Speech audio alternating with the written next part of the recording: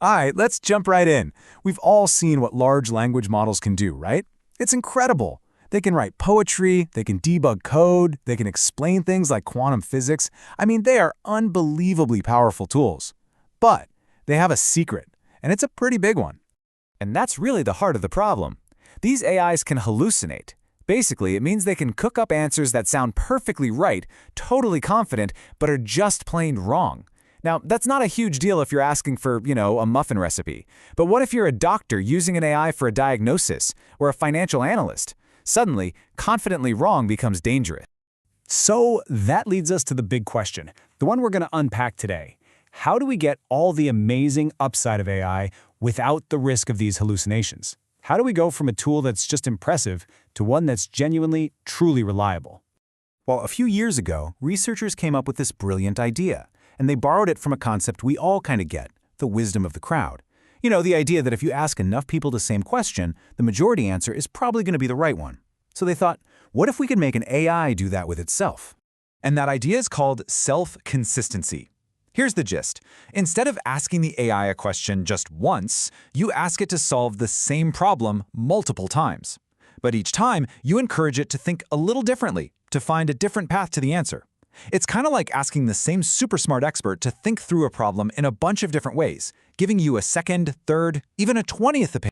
The process itself is actually wonderfully simple. First, you give the model a prompt. Then you let it generate, say, 20 different step-by-step solutions.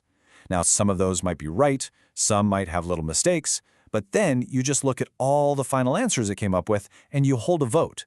The answer that shows up the most often, that's your winner. And it turns out that answer is way more reliable.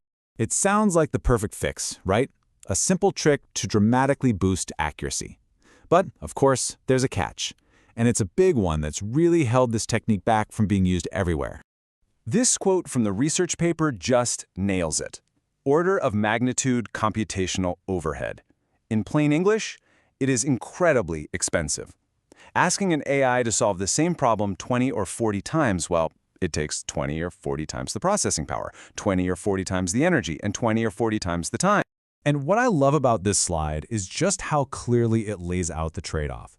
With your standard one-shot prompt, you get good accuracy, low cost, fast speed. Great. With self-consistency, you get amazing accuracy, but the cost goes through the roof and the speed just crawls. For most real-world uses, that's a deal breaker. So the mission became clear.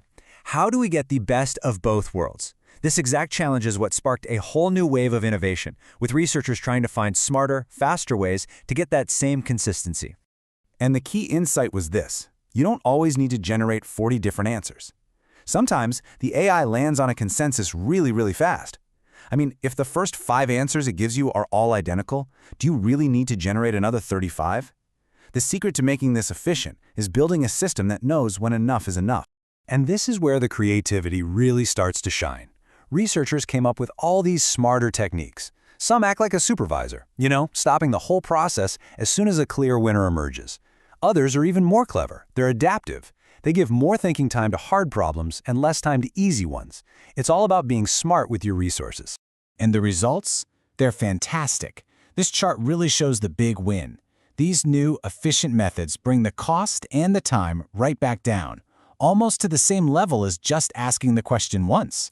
But, and this is the important part, they keep that super high accuracy that self-consistency gives you. It's a huge leap forward. But the story doesn't end there. Because all these methods, they make the AI more likely to be right. But for those really high-stakes fields, medicine, finance, engineering, more likely just isn't good enough. We need to go from probably right to provably right. We need a guarantee.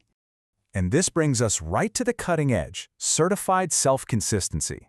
Now, this isn't just another clever engineering hack, it's a whole framework built on rock-solid statistics.